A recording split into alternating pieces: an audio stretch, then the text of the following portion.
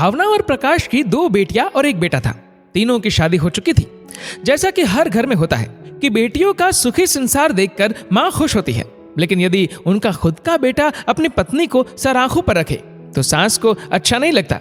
ताने यही मारे जाते हैं कि बहू ने बेटे को वश में कर लिया। भावना और प्रकाश की बड़ी बेटी विदेश में रहती थी, जो काफी दिनों से उन्हें बुला रही थी, लेकिन भावना और प्रकाश हमेशा ही टालते रहे। इस बार दामाद जी ने उनके आने जाने की टिकट करवाकर उन्हें भेज दी और इस बार का ढिंढोरा भावना जी ने हर जगह पिटा कि उन्हें इतना अच्छा दामाद मिला है जो अपने सास ससुर के लिए इतनी महंगी टिकट भिजवा रहा है और उन्हें वहां बुला रहा है। भावना जी ने अपने और अपने पति के जाने की तैयारी अच्छे से कर ली। साथ ही साथ अपनी बहू को हजारों हिदायतें भी दी कि घर खर्च कैसे करना है, कहाँ जाना है, किससे क्या बोलना है। भावना और प्रकाश करीब करीब 15 दिन वहां घूमने वाले थे। यहाँ उनका बेटा बहू अकेली ही थी। भावना जी का बेटा आर्यन बहुत ही समझदार था। अपने माता पिता को खुश देखकर वो बहुत खुश था। एक बेटा तो हमेशा ही अपने माता पिता के लिए हर काम करना चाहता है, लेकिन जब दामाद अपने सास ससुर का इतना अच्छा ध्यान रखे तो सचमुच खुशी दोगुनी हो जाती है। आर्यन ने सोचा, क्यों ना मैं अपने सास ससुर को यहाँ बुलाऊं और उन्हें घुमाने ले जाऊं। अपनी पत्नी को बिना कुछ बताए उसने अपने सास ससुर को बुला लिया।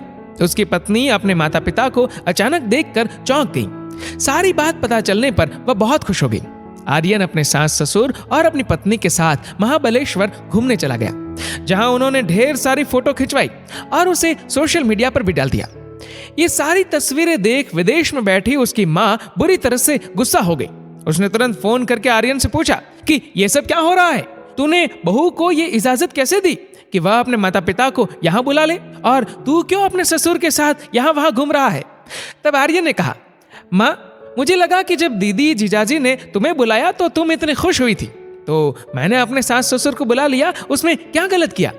जीजाजी तुम दोनों को प्यार से बुलाकर तुम्हारी और पापा की मेहमान नवाजी कर रहे हैं, वैसे मैं भी अपने सास ससुर का ध्यान रखूं तो उसमें क्या परेशानी है।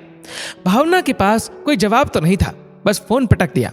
तब उनके ही दामाद ने उन्हें समझाया, मम्मी जी जमाना बहुत बदल गया है।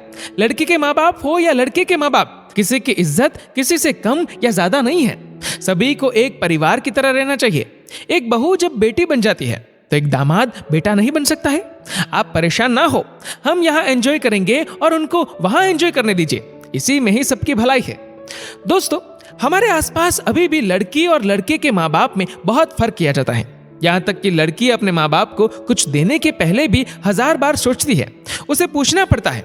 लेकिन कभी ना कभी ये सोच बदलनी होगी और मुझे लगता है कि अब इसकी शुरुआत हो चुकी है। दोस्तों, ये कहानी लिखी है पायल धाबलिया ने। आपकी इस वीडियो के बारे में क्या राय है नीचे कमेंट करके जरूर बताएगा। और वीडियो अच्छा लगा हो तो इस वीडियो को लाइक करेगा, ज्यादा से ज्यादा लोगों तक शेयर करेगा और ऐसे ही और भी इंस्पिरेशनल वीडियोस के लिए सब्सक्राइब करें हमारे यूट्यूब चैनल को और फेसबुक पर फॉलो करें हमारे पेज को। धन्यवाद।